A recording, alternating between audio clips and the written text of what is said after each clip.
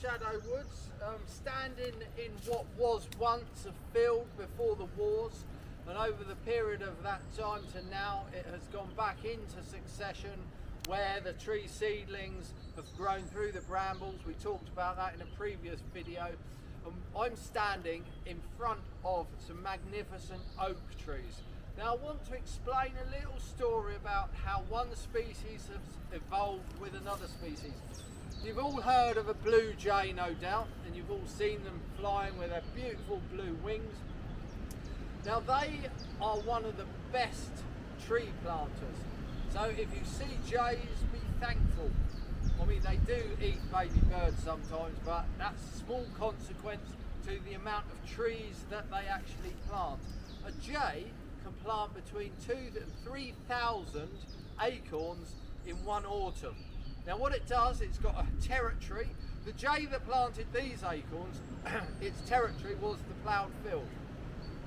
So it'd fly around the ploughed field depositing the acorns. Now a jay can plant between 3 and 9 acorns, decided on the size of them.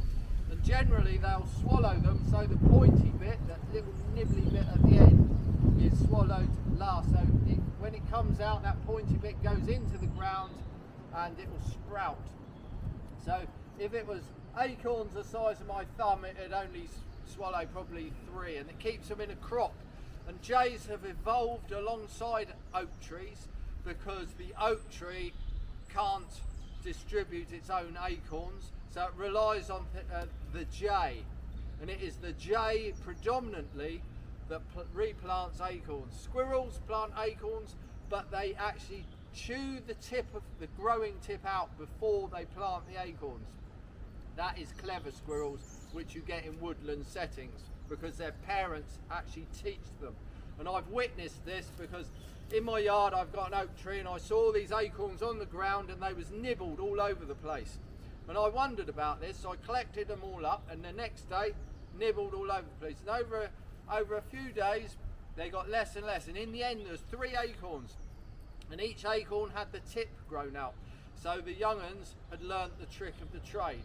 So when they go planting acorns, the majority don't actually sprout, because it's out of that knobbly bit at the end of an acorn that the root comes. And if you've grown one in a bottle, which is a really good thing to do, put it in a bottle and you'll see the root will go down to about 6 or 7 inches, and then, only then, will the little sprout come out the end. And it's that sprout that the jay is looking for. So when he plants the acorns, or she plants the acorns, she'll go around her territory, she'll stick her beak in the ground and wiggle it around and deposit the acorn in there, and she'll hop a few spaces and then plant another one, and then and then she'll go and plant some more. And like I say, between 2,000 and 3,000, that's amazing, isn't it?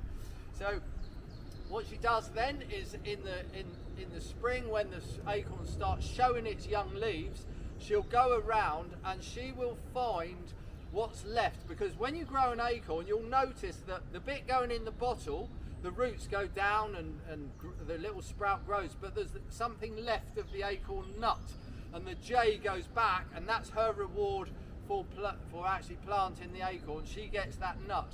The benefit of that is that the acorn hasn't got any tannins in. Now you all know when you've drunk a cup of tea where the tea bag's been in there too long, it makes your mouth go all dry and horrible, tastes horrible. And that is why trees and plants produce tannins, to reject insects. So the jay goes round and she feeds those acorn, what's left of the acorns, to her young ones as well.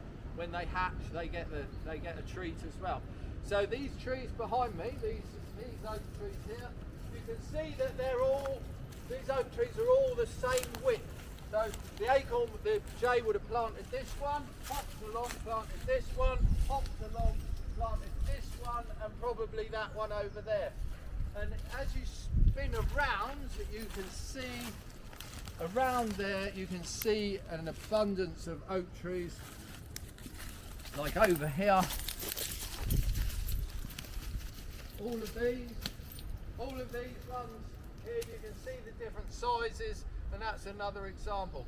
So jays are one of the most important corvids to actually protect. They've had a bad time over the years because, like I say, they do steal eggs and baby chicks, but that's nature, isn't it? You know.